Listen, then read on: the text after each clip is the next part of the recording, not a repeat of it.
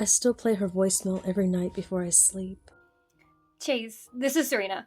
What time are we gonna study for the AP Calc exam? Hit me up. Her voice is sweet, and when she says, I convince myself that it's because she's nervous. As if Serena would ever be nervous to talk to a nerd like me. She was perfect, a model student, beautiful inside and out, but she always dressed modestly and was kind to everyone. And that's why I crushed on her so hard. Of course, she had a boyfriend, Derek, a starring varsity lacrosse player, and definitely not someone who had a seat in our AP calculus class. He wasn't an idiot by any stretch, and I had heard he had gotten into the University of Connecticut's psych program. Not bad. But Serena would have been an MIT or Yale. With me, I'd dropped out of school after what had happened. Had Serena not have been found dead. Serena went missing on December 6, 2016. For 18 days, police poured over our quiet New England town, knocking on doors and organizing citizen searches. I participated too, of course. Those 18 days were sleepless and unable to concentrate on exams or eat. I'd spend my time after school and during winter breaks searching for her, sometimes with others, often alone. Each day I'd play her voicemail on the bus home from school and convince myself that she was nervous to talk to me.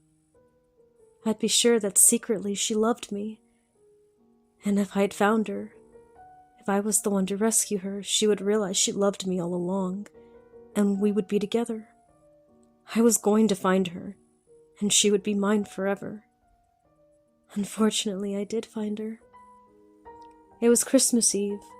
The ground was covered in an inch of snow that had fallen a few days before. I was searching an abandoned quarry at sunset when I discovered a trail of smashed glass.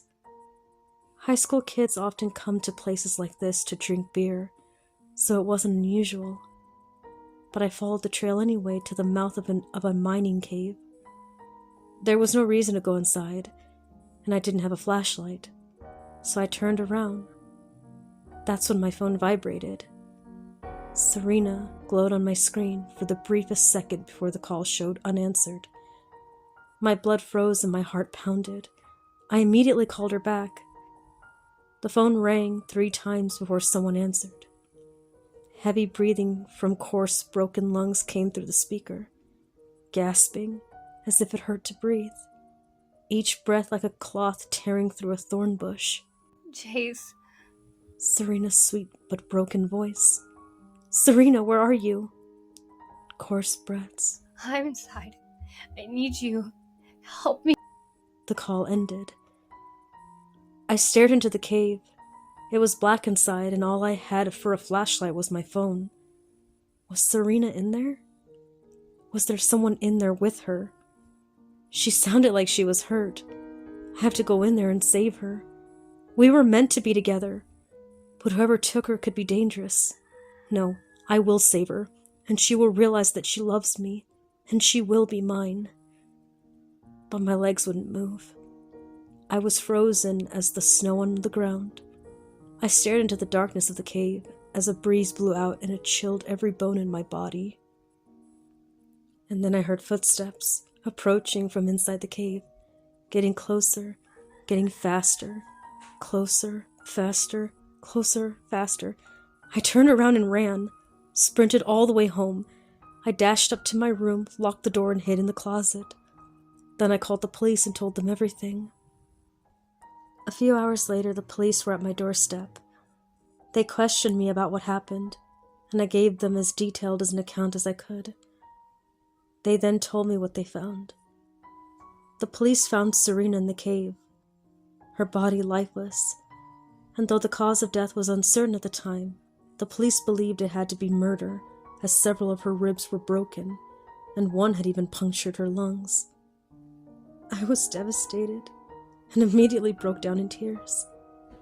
Had I had only been braver, maybe I could have saved her. Had I been an athlete like her boyfriend Derek, had I been strong and confident, maybe I could have overpowered the killer, and she would still be alive.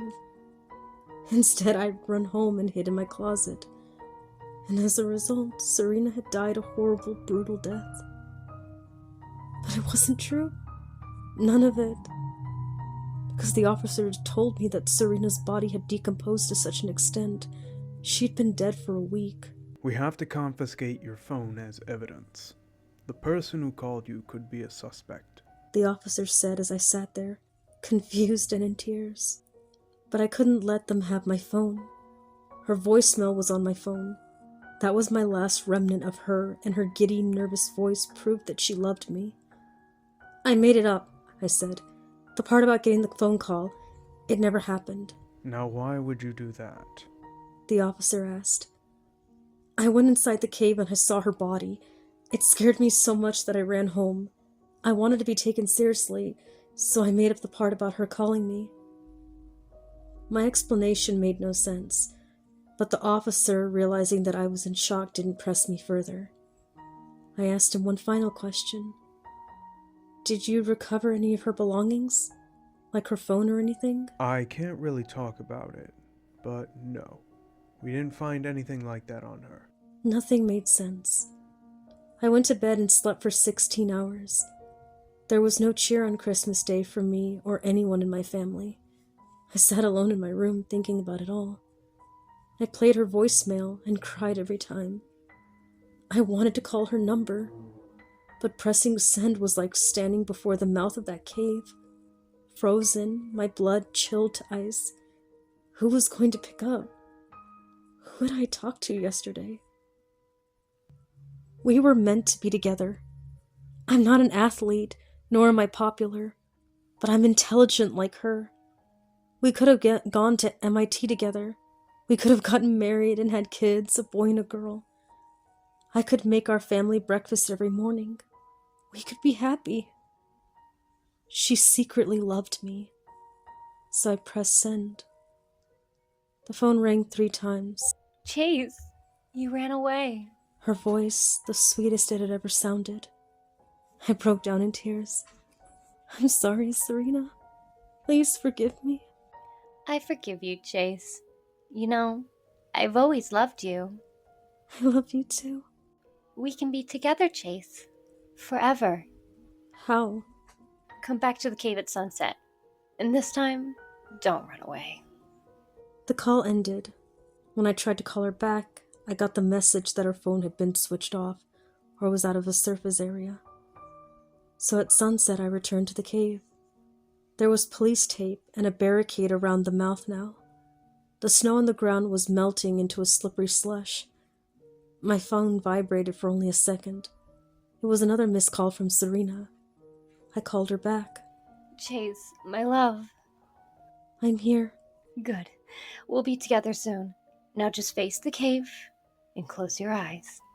What? Why? You'll hear him come for you. Let him take you, Chase. Who? He'll bring you to me. And we'll be together forever. This doesn't make sense. Be brave, my love. Her voice distorted, deep and out of tune. Now close your eyes. And don't open them. Even deeper now, almost inhuman. Not until you're here with me. She hung up. I stared at the mouth of the cave. Was there any point in living if I couldn't be with her? If I couldn't make her breakfast every morning and raise our boy and girl together? After all, we had been waiting all this time to admit our feelings, to finally love each other as we were meant to. I closed my eyes.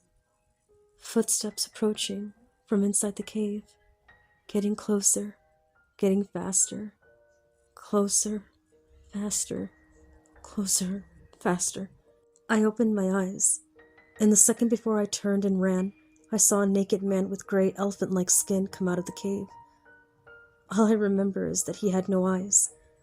Where his eyes should have been, there was only teeth. Almost a year has passed, a year filled with despair, depression, and unrealized aspiration. But at least I'm alive. I'm not brave, and that's what saved me. I still listen to her voicemail daily. I still believe we were meant to be together. But when she miscalls me every day at sunset, I don't call her back. I don't phone the dead. And neither should you.